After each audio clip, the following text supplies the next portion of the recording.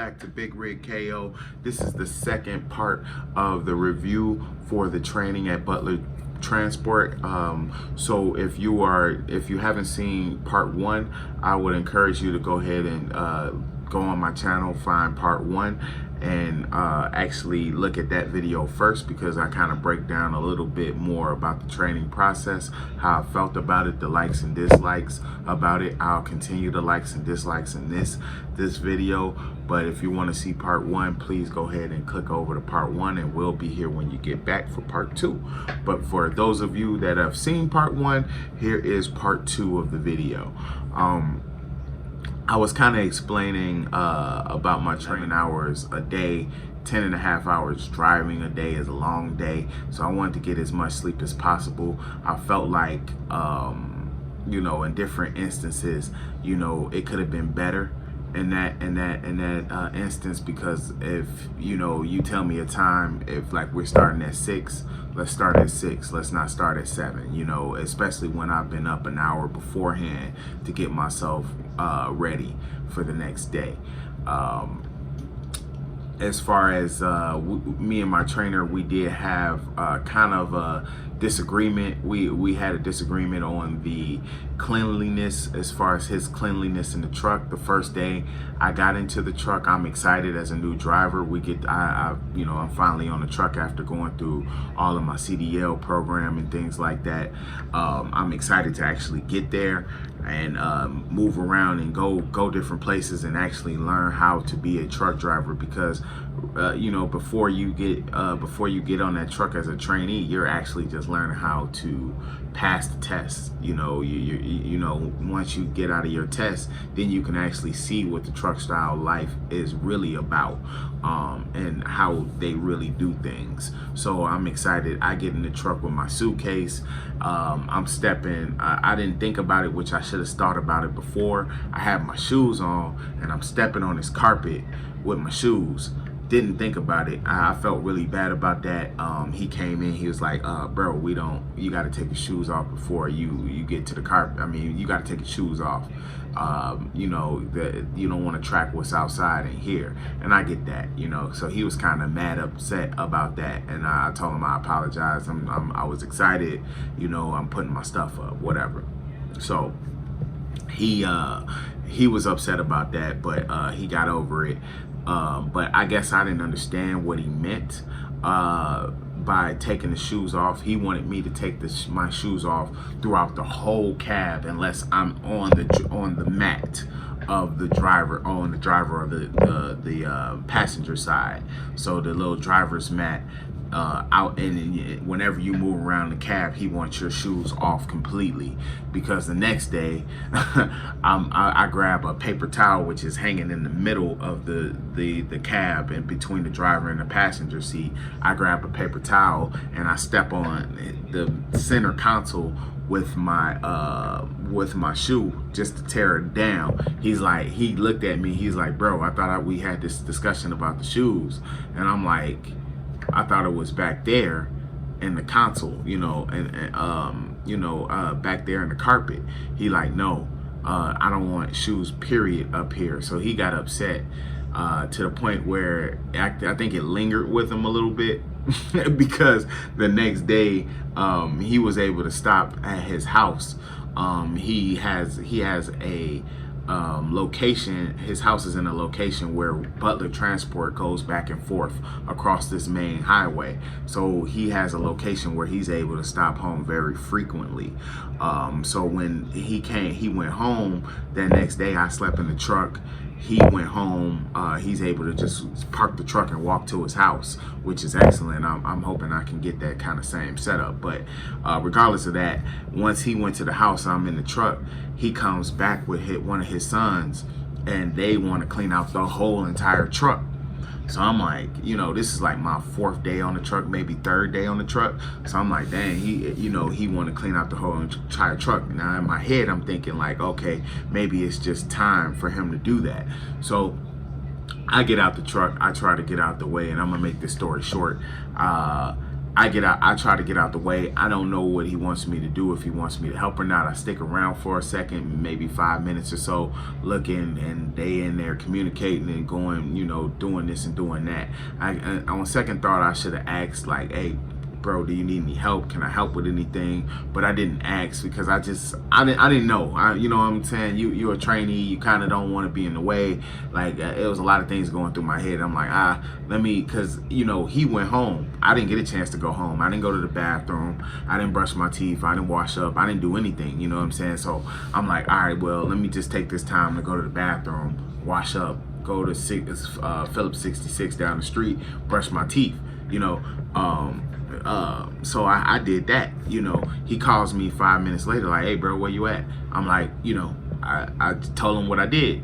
He's like, oh, you could at least helped out, you know, blah, blah, blah. And I'm thinking like, oh, okay, yeah, you're right, I guess. You know, he was like, because the problem was me. And I'm thinking like, the problem was me. Like, I just because I stepped on the center console with my shoe, like, I'm sorry. Like, I could have wiped that up in 2 seconds, but whatever. You know, so he kind of got pissed off at that. I could tell. He said he wasn't, but I could tell he was kind of upset. He wanted me to go to Walmart to get some slip-on shoes. That kind of pissed me off because I felt like Butler Transport told me what I needed to bring, and he wanted me to get some extra shit because he is funny about his truck, which, once again, I get that because this is his home. I understand. Like, I definitely understand. So I'm like, okay, cool. It is what it is, you know. So I go in there, I kind of bite the bullet. I'm like, all right, I buy the shoes that he want me to buy, which are slip-on shoes, so I can take them off easier and put them on easier and things like that. The thing that I didn't like was his comments while we were in the store. He was saying that, oh, you know, because he could kind of tell I was kind of aggravated, and I was aggravated at the situation. Like I said, if Butler Transport would have told me I needed a certain type of shoe, I would have got that certain type of shoe. He taking me in Walmart like he my dad or some shit, like oh, you know, you need to do this, you need to do that. Like, you know, I'm like, bro, like, I do it because I'm trying to see the bigger picture, but at the same time, you tripping. Like, you know what I'm saying? Like, I understand now fully what you want me to do and how you want me to execute it. I think he did a poor job of explaining what he wanted me to do, but he may not have felt that way, whatever. So I bite the bullet, I buy the shoes. But then while we walk into the shoe thing, he's like, oh, you know, because if we can't get this straight, I'm gonna have to call Butler and get you off my truck. It's gonna be a hygiene problem. And I had to stop him right there. I'm like, bro, it's not a hygiene problem. I take a shower every day. I wash up every day. I brush my teeth every day. I wash my hands when I come from the bathroom. It's not a hygiene problem. Don't go out there saying no shit like that. I'm a grown-ass man. Basically, I had to check him, like, let him know, like, bro, it ain't gonna go down like that. You know what I'm saying? It ain't gonna go down like that. Like, you know, at the end of the day, we both grown men. You know what I'm saying? So you have to treat me as such, and just like I'll treat you as such. But if you don't want me on the truck, you don't have to have me, bro. We can stop this shit right now. You know, basically, we can stop this shit right now, and I can go with somebody else, or I can go with another company. It's however it plays out, it plays out. Like, don't get it twisted, basically. So we after that, we kind of talked. We got very cool after that. I knew what he expected of me, and I kind of followed that to a T. Like I said, I came to him with the utmost respect. I wanted to make sure that I did not you know, do anything that made him upset or divert from his rules in any way. So after that, man, like I said, he lives in a space where he can go home multiple times a week. I was at his house for multiple times, man. He treated me so great there, man. I got the chance to meet his kids, Quincy and Valencia, his son Malcolm. I got a chance to meet his wife Judy. Man, they were great, man. They fed, his wife fed me breakfast when she could. His wife cooked for us while we were on the road. That saved me a lot of money. He gave me showers every day as far as off of his card. I didn't get a chance to use my card, but he's an owner operator, so he was using, you know, of course, his gas to get his points and things like that. So I mean, it was just great, man. To be honest with you, after our disagreement with the cleanliness of his truck, we had a great time, man. I really appreciate him as a trainer. He taught me everything that I needed to know. There's a couple of things, like I talked about in my first video, that I wanted to brush up on, do more of, but for the most part, man, I think he was there for me as far as learning this industry as much as I possibly could. You know, 3 weeks is short in the grand scheme of things, but he taught me as much as he could. So I definitely appreciate that, brother. I appreciate the fact that he was able to help me the way that he did. And yeah, man, that's basically my training review. I think that things worked out the way that they should have. You know, things worked out. And Monday, like I said, tomorrow I'll be going to take the test to see if I can get my own truck. So look forward to a video I'll probably tomorrow to tell you how that went. And I'll be in my own truck. It's been a whirlwind, man. It's been just to talk about the different states that I was in. I seen the Grand Canyon. I was like, whoa, I never thought I would be able to see the Grand Canyon, man. And I didn't like pass through it like a lot of people say, you know, you pass through different things. We actually seen the Grand Canyon, which is awesome. Like, man, it was awesome to go down Flagstaff, and go around those curves and hills. I really wanted to go to Utah to kind of go to those different mountains with my trainer, or go to LA where the traffic is tight. I wanted to have those experiences with my trainer, but of course you can't dictate where you go. Butler Transport is going to say, hey, we need you here, we need you there. So I totally get it. I felt like he gave me enough knowledge to actually, when I get in those types of situations, to maneuver through it, especially driving down Flagstaff and things like that.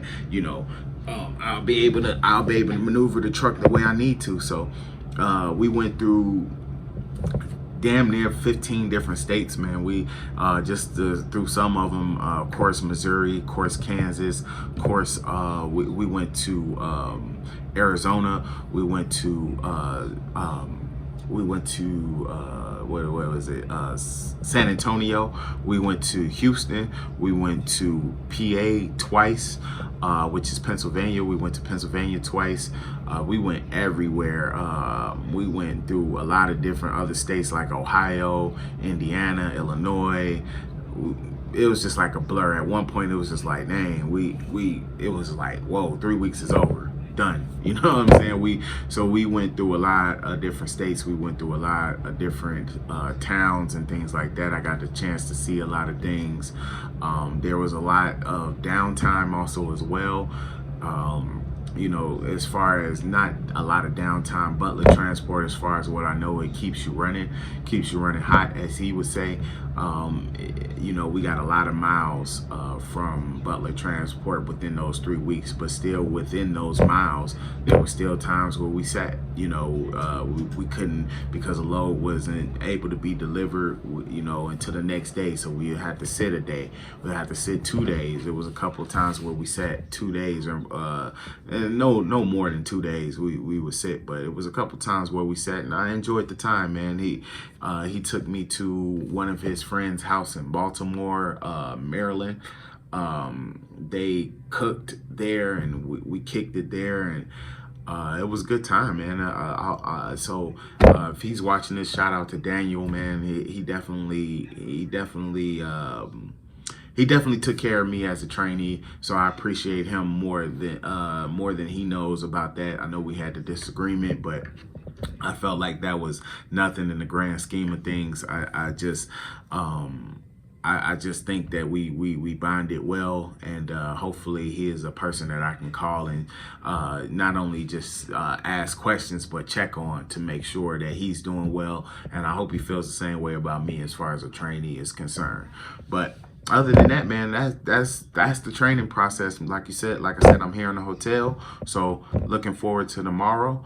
And hey, man, once again, man, if you haven't liked or subscribed to this channel, and you are a new trucker or about to get into this industry, I don't know what you're waiting on. Subscribe to this channel, man. I'm giving out gems. I'm dropping gems. All y'all need to do is pick them up. Hey, man, I got you covered like a blanket. It's your boy Big Rig KO. Hope y'all have